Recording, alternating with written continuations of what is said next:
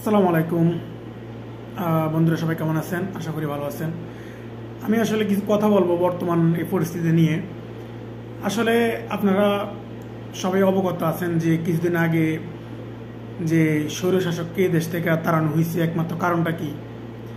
কারণ বিগত 15 বৎসর আমাদের উপর যে অত্যাচার, যে নির্যাতন এই সরকার চালাইছে, এগুলো আসলে কেউ কোনোদিন আশাও করে নাই।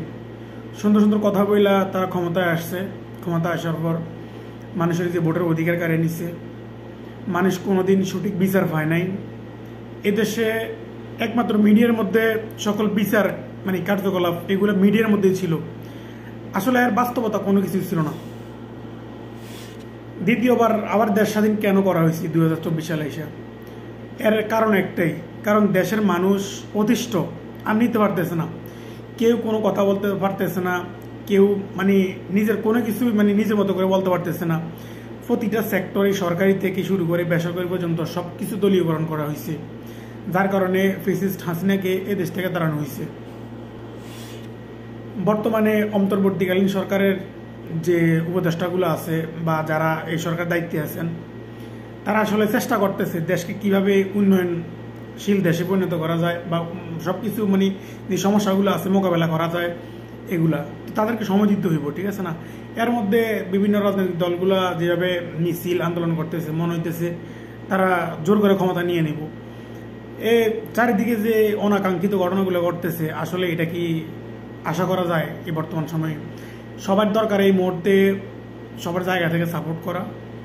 তাছাড়া এখনো ইলেকশন হয় নাই, নির্বাচন হয় নাই। আমি আশা করি যে এই সমস্ত দলগুলো আছে তারা এই সরকারকে অবশ্যই সহায়তা করা দরকার। তারা প্রত্যেকের জায়গা থেকে এগিয়ে আসা দরকার।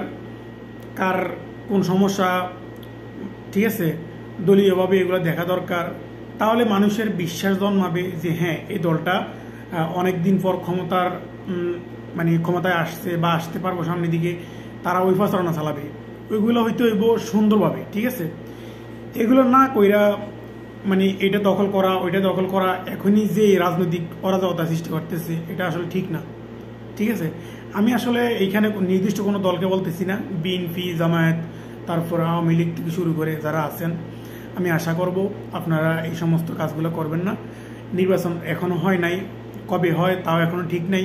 যখন নির্বাচন হবে সবাই আপনাদেরকে অবশ্যই ভোট দিব। তো ভোট দিব যে ওইটার কারণ হচ্ছে আপনারা কিন্তু ভালো কিছু কাজ দেখাইতে হইব।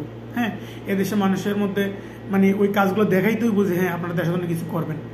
কিন্তু এটা না কইরা এটা দখল করা, ওইটা দখল করা, এইখানে হত্যা, ওইখানে গুম, এগুলো আসলে ঠিক না, ঠিক আছে। এখন ক্ষমতা না আসতে যদি এগুলো করেন, তাইলে পরবর্তীতে কিন্তু আপনাদেরকে কেউ ভোট দিব না, ক্ষমতা আসতে পারবেন না। এতে আপনাদের ভাবমূর্তি নষ্ট হইব।